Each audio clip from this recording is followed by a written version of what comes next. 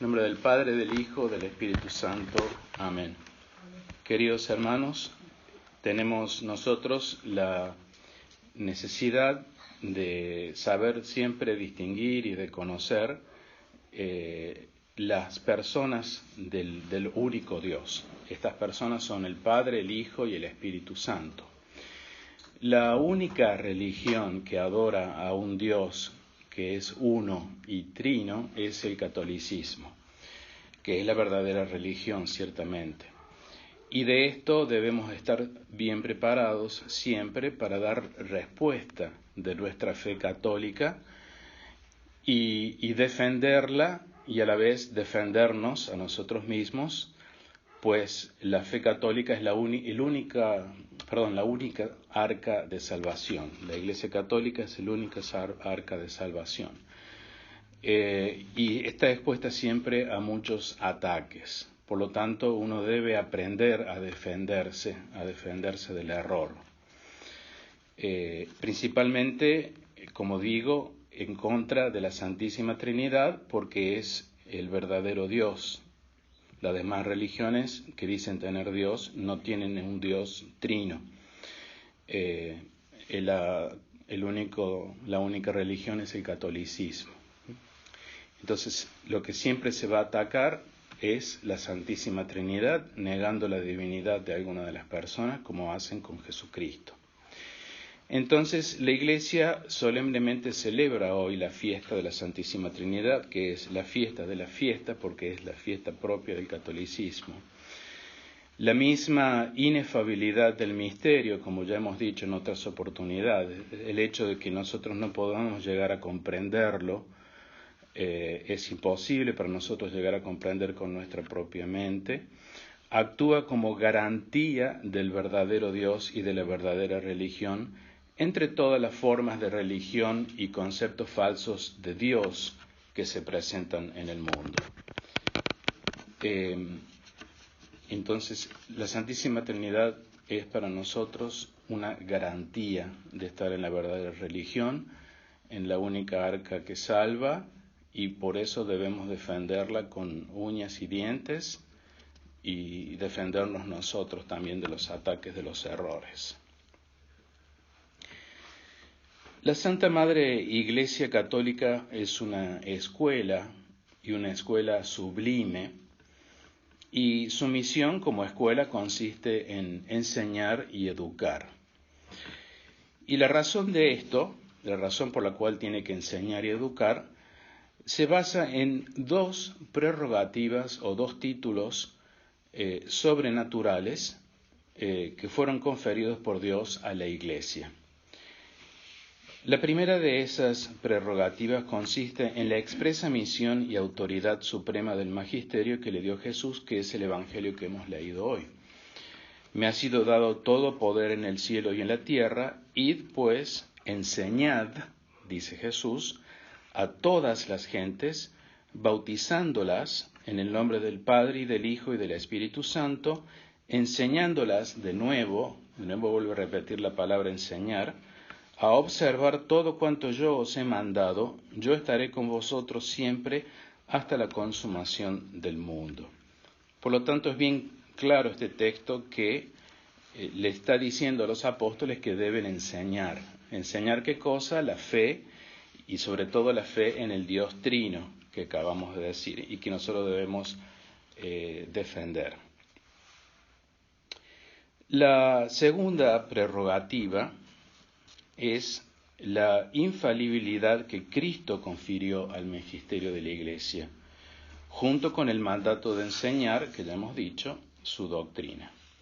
Es decir, este mandato de enseñar viene con una adición, se podría decir, que es la de la infalibilidad, es decir, que es una enseñanza que no puede tener error, no debe y no puede tener error. Por tanto, la Iglesia ha sido constituida por Dios en columna y fundamento de la verdad, porque no hay error en la Iglesia, columna y fundamento de la verdad, para que enseñe la fe divina a todos los hombres, para que se salven, y además para que custodie íntegro e inviolable su depósito a ella confiado. Así nos enseña el Papa Pío XI en su encíclica Divini Ilius Magistri. Bien, entonces la Iglesia como columna y fundamento de la verdad, que no puede tener error, y encargada de enseñar a todos los hombres, y también encargada de custodiar íntegro e inviolable ese depósito de enseñanza, el depósito de fe que le ha conferido Jesucristo. La Iglesia entonces tiene de manera supereminente el derecho de educar, porque recibió de Jesucristo el mandato, quien en la tierra quiso ser llamado maestro. Y sería un contrasentido que la Iglesia o que el Papa enseñara el error. El Papa Pío XII se cuestiona, ¿no es nuestra sede, donde se sienta el Papa, la autoridad del Papa, principalmente una cátedra, es decir, un lugar desde donde se enseña? Otra pregunta de Pío XII, ¿no es nuestro primer deber el del magisterio, el de ser maestros? Se pregunta el deber del Papa. Otra pregunta, ¿no ha dado el divino maestro y fundador de la Iglesia a Pedro y a los apóstoles el básico precepto de enseñar, que es el texto que acabamos de leer del Evangelio de hoy? Y continúa Pío XII, ¿no podría ser de otra manera en ese nuevo orden instaurado por Cristo, que se funda totalmente en las relaciones de la paternidad de Dios, del cual deriva toda otra paternidad en el cielo y en la tierra, y de la cual en Cristo y por Cristo dimana nuestra paternidad sobre las almas? Es decir, el Papa está declarando que el Papa es un padre y que esa paternidad le viene de la paternidad que recibió Cristo en el cielo y en la tierra, que a su vez le viene de Dios Padre. Entonces allí la referencia a la Santísima Trinidad, Dios Padre, Dios Hijo, Dios Espíritu Santo, que confieren esa paternidad al vicario de Cristo en la tierra, que actúa como un padre por esa paternidad que le viene de Dios. Y ahora bien, quien es padre es por lo mismo educador, porque esa es la principal tarea de un padre, educar a sus hijos. Porque, como luminosamente explica Santo Tomás de Aquino en la Suma Teológica, el primordial derecho pedagógico no se apoya en otro título que en el de paternidad. Es al padre de familia el que tiene el derecho primordial, primero, de educar a sus hijos. Y así pasa con el Papa en la Iglesia. Es el que tiene el derecho primero de enseñar a los fieles.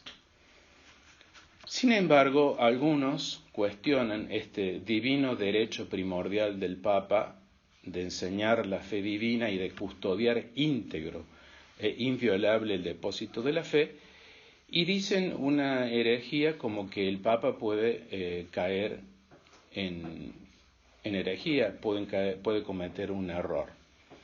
Esto es evidentemente una contradicción, porque si estamos hablando de que está la Iglesia columna de verdad para enseñar la verdad, protegida por Dios, por esa paternidad de Dios que llega hasta el Papa, esa paternidad nunca permitiría que se dijera un error. Pero, sin embargo, veamos algunas posiciones. Algunos afirman que Pío XII se equivocó. Es decir, un papa se equivocó, están diciendo, en sus reformas. Y creen por eso tener el derecho a aceptar solo aquello que conviene, aceptar de Pío XII solo aquello que conviene. Son en efecto estas personas desobedientes a la Iglesia, negando particularmente la autoridad de Pío XII y por consiguiente negando el dogma de la infalibilidad papal. Van en contra del Papa Pío XII.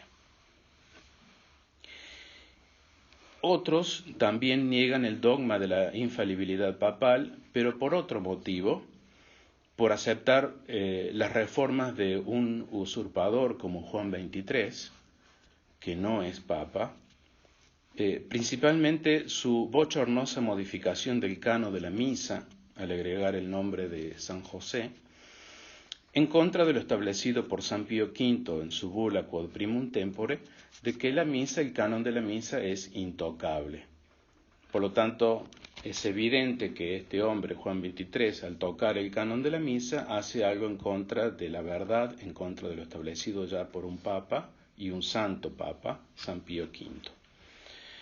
Además, Juan XXIII, al establecer el Conciliábulo Vaticano II, no hizo otra cosa que dar las llaves que les fueron conferidas a Pedro, las llaves de Pedro, para abrir y cerrar, para ligar y desligar, tanto en la tierra como en el cielo, darle las llaves al enemigo, porque introdujo en el Conciliábulo Vaticano II a todos los enemigos que podamos imaginar, comunistas, judíos, masones, protestantes, y bueno, una lista larga, musulmanes. Precisamente para exaltar la dignidad papal de los verdaderos papas, es decir, que son verdaderos papas y que por eso son verdaderos padres, presentamos ahora un breve texto, una breve cita de un texto del decreto de la Sagrada Congregación de Ritos del 9 de enero de 1942, con el que Pío XII creó en el misal, en el libro aquel que se llama misal, donde están las misas, y en el breviario que leemos los sacerdotes, rezamos mejor dicho, un nuevo común. Común se le llama al conjunto de oraciones comunes para distintos tipos o categorías de santos, ¿no? Común de vírgenes, común de apóstoles, común de pastores, etc. Entonces Pío XII crea un nuevo común para las fiestas de los sumos pontífices, un común para los papas, ciertamente para los papas que son santos, se entiende, que son santos y que tienen misas en el misal y que están en el breviario, porque no todos los papas fueron santos. A fin de hacer frente, reza dicho decreto, a los crueles ataques de los enemigos de la Iglesia contra sus supremos pastores, los crueles ataques en contra del Papa, y para honrar más la dignidad de origen divino que poseen los sumos pontífices, y venerar con mayor culto a aquellos de entre ellos que se destacan por la santidad. Fíjense en estas palabras, palabras de Pío XII, verdadero Papa, que crea algo especial para los papas, un nuevo común, para exaltar, dice, la dignidad del Papa de origen divino.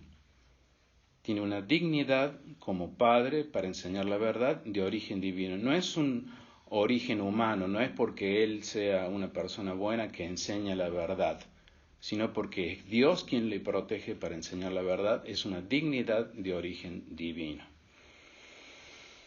Enseñar el error es entonces incompatible con esta suprema dignidad de origen divino de los papas, y con esto basta para demostrar que por sus herejías, por haber dicho herejías, quienes a partir del Vaticano II asumieron como papas, entre comillas, no son sino usurpadores, ¿no?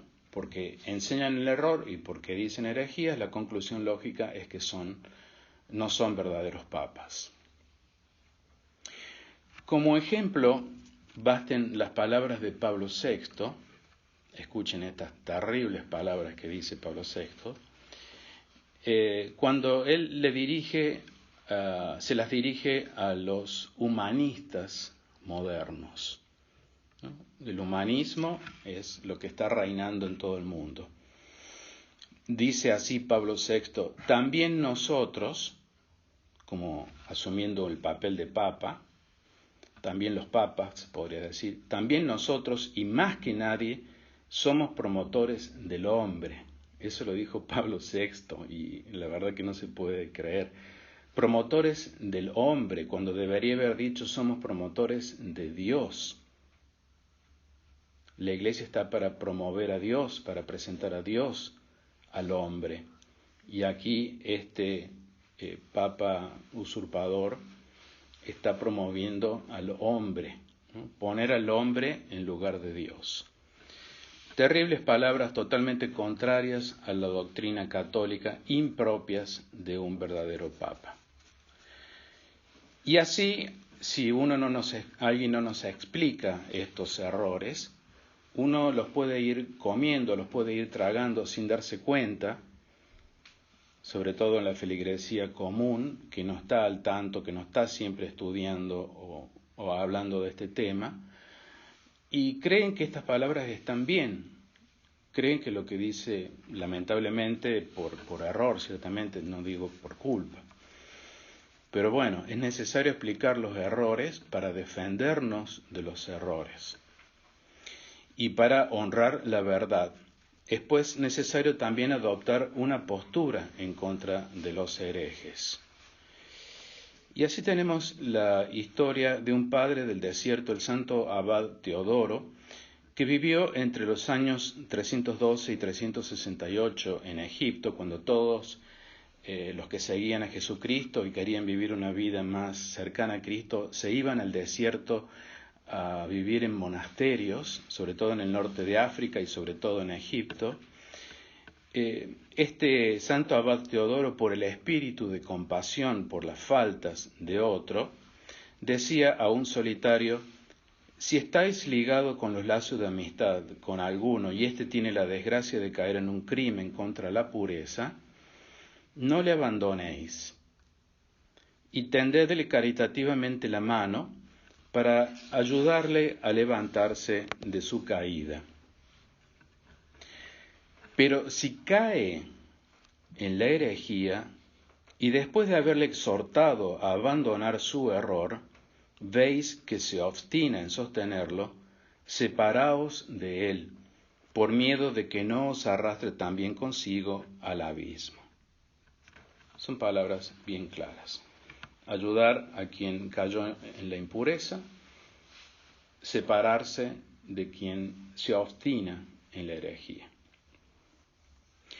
Los pecados del espíritu, sobre todo, el de la herejía, son más de temer, son más peligrosos que los pecados de impureza. Y los santos han recomendado siempre huir de los herejes, tanto más perniciosos cuanto menos lo parecen, y que vienen a nosotros bajo la piel de oveja con apariencias de piedad, mientras que son lobos rapaces por su orgullo y por el veneno de su detestable doctrina. Se aproximan a nosotros como si fueran ovejas para inyectarnos veneno, que es la doctrina en contra de Jesús, en contra de la Iglesia Católica. Fuera de los legítimos sucesores de Pedro, no hay otros maestros por derecho divino en la Iglesia. Los papas son los únicos maestros que tienen el derecho divino en la Iglesia. Ni siquiera un obispo, ni siquiera un sacerdote tiene, si bien tiene o tenemos el derecho de educar, de enseñar, pero no de origen divino, sino que nos viene del Papa directamente. Las aberraciones de los usurpadores, reprobadas por el mismo magisterio, porque se confrontan con el magisterio y se ve que hay error, se originan únicamente por no haber procurado la unión con el magisterio viviente de la Iglesia. Esta misma y necesaria unión con la mente y con la doctrina de la Iglesia la exaltó una y otra vez con gravísimas palabras San Pío X. Es decir, no se unieron con la mente y no se unieron a la doctrina de la Iglesia. Lo mismo repitió su sucesor Benedicto XV, el cual, después de haber renovado solemnemente la condenación del modernismo, hecha por San Pío X, en su primera encíclica Ad Beatissimi Apostolorum Principis del 1914, así describe el espíritu y mentalidad de los secuaces de este sistema. El que se deja guiar de semejante espíritu rechaza con fastidio cuanto tenga sabor de antigüedad y ávidamente y por todas partes busca novedades, ya en la manera de hablar de las cosas divinas, ya en la celebración del culto divino. Claro, si no se adecúan a la mente de la Iglesia, a la doctrina de la Iglesia, tienen que buscar novedades para atraer gente. El mero hecho de no prestar sumisión al magisterio es ya un argumento convincente y un criterio seguro de que no guía el Espíritu de Dios y de Cristo. Allí, en estos papas usurpadores, no guía el Espíritu de Dios ni el de Cristo. Y lo dijo bien claro San Pablo en la segunda Timoteo: vendrá un tiempo en que conforme a sus pasiones se amontonarán maestros y apartarán los oídos de la verdad por volverlos a las fábulas. Y esto es tal cual lo que está sucediendo con la falsa iglesia del Vaticano II. Estos lobos rapaces, por su orgullo y por el veneno de su detestable doctrina, engañan a la gente llevándolas a la condenación, es decir, llevándolas fuera de la Iglesia Católica, y que dijimos que es la única arca de salvación es la Iglesia Católica. Las llevan fuera de la Iglesia Católica. Ese es el objetivo que tienen, llevarlas fuera de la Iglesia Católica para que no se salven, que es el objetivo ciertamente de Satanás. Satanás quiere la condenación de toda la humanidad. Se entiende así como el papado no es ni pretende ser una nueva fuente de verdades reveladas, sino una predicadora o propaladora de las antiguas, según ordena Cristo, de lo que Cristo ha enseñado. El Papa no puede inventar una doctrina nueva. De ahí, como lo dice Pío XII, la importancia capitalísima de que el cristiano, de que el fiel, de que ustedes conozca en sus fuentes primarias ese depósito de la revelación divina, porque es necesario defenderlo porque hay muchos que quieren meternos el error.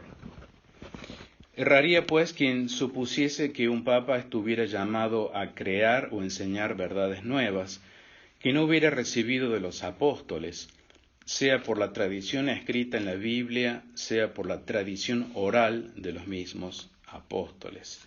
Esto lo dice Pío XII. Vuelvo a repetir la idea: no está llamado un papa a entrar o establecer una doctrina nueva o ideas nuevas, sino la recibida por los apóstoles, ya sea de manera escrita o de manera oral.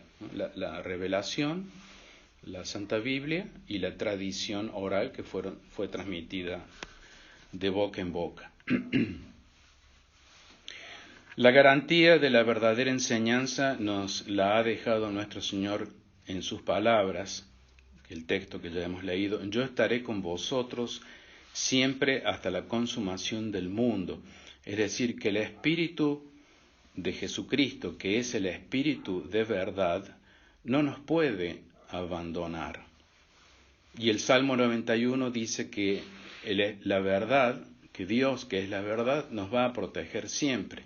A quien ama la verdad, Dios lo protege con la verdad.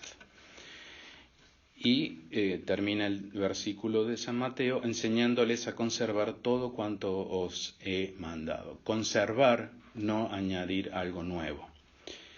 Las enseñanzas de Jesús fueron completadas, según lo anunciara él mismo, por el Espíritu Santo que inspiró a los apóstoles los demás libros sagrados que hoy forman el Nuevo Testamento, y de esta manera, según se admite unánimemente, la revelación divina quedó cerrada con la última palabra del Apocalipsis, y nadie puede añadir más nada. Y esta última palabra es: ven, Señor Jesús, que es lo que pedimos en el Padre Nuestro: ven, venga tu reino. Ven, Señor Jesús, es la última palabra de la Biblia, y es hermosa palabra. Pues si Dios no acortara los tiempos, nadie se salvaría. Así nos lo había prometido nuestro Señor Jesucristo, que vendrá. No os dejaré huérfanos, volveré a vosotros. Él va a volver y mientras no llegue nos sigue protegiendo con la verdad. Ave María Purísima, en nombre del Padre, y del Hijo, y del Espíritu Santo. Amén.